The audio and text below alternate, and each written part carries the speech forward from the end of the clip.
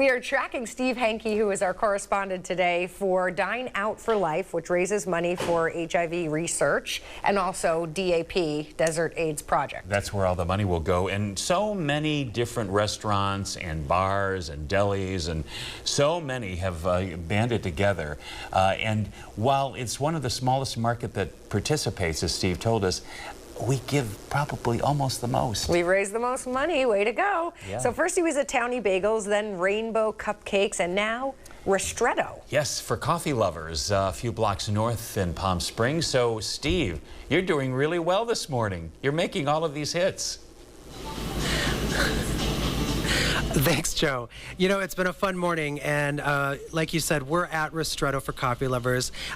They bake everything fresh here. There's a lot of restaurants and bars participating. This is one of the beautiful croissants that they make here at the coffee shop, but they've got some of the best muffins as well. And so when you come in, and customers are already coming in to Dine Out for Life, there's a lot of fresh baked goods that you can eat.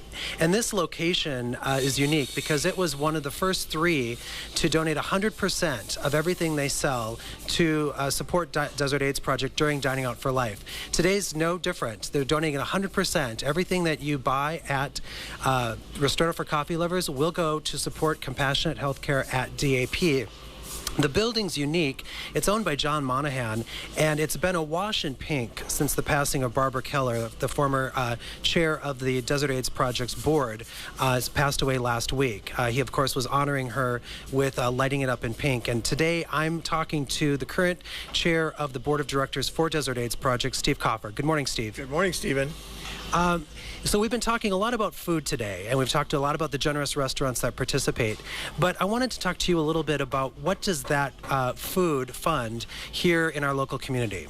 You know, when you're on a day like today where so many people are being generous to Desert AIDS Project and there's so much money being raised, it's sometimes hard to remember that a great deal of people live in poverty in this area. 74% live below the poverty level.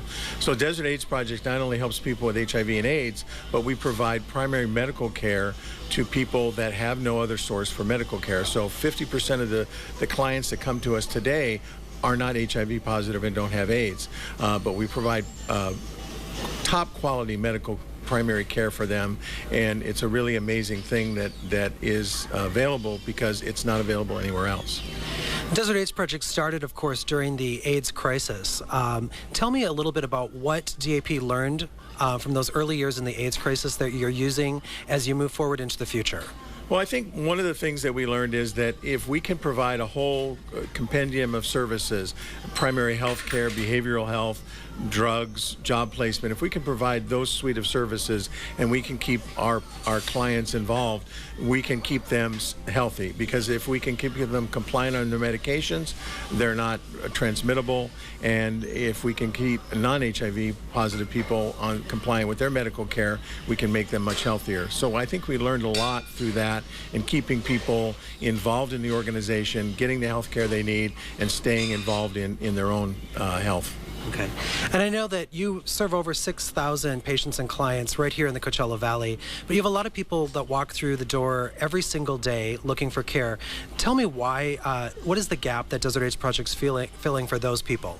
Well, I think, as I mentioned, that there's a huge gap in people that live in poverty. So we're providing that medical care for people that have no other resource, and it's really very, very rewarding to see that, to see people that come to us, and some of them are very sick, have no other resource, and they come to us and get top quality care through our health center. Okay. So we're going to be continuing on. We're going on to Spencer's next. But again, Dining Out for Life is today, and you can make one meal matter. Go to diningoutforlife.com. All day long, restaurants, bars, cafes are participating, and they're donating a percentage of everything you spend at their participating location. So all you need to do is make one meal matter and fund the compassionate health care that Steve just talked about. Thank you, Steve. So many good options out there. Absolutely. Yes. Thanks again, Steve. And as you mentioned, you're going to be off now to another restaurant at Spencer's. And at the bottom of the hour, we will be checking in with Steve, see if he makes it. Yes. And then maybe a little surprise at the very end, too.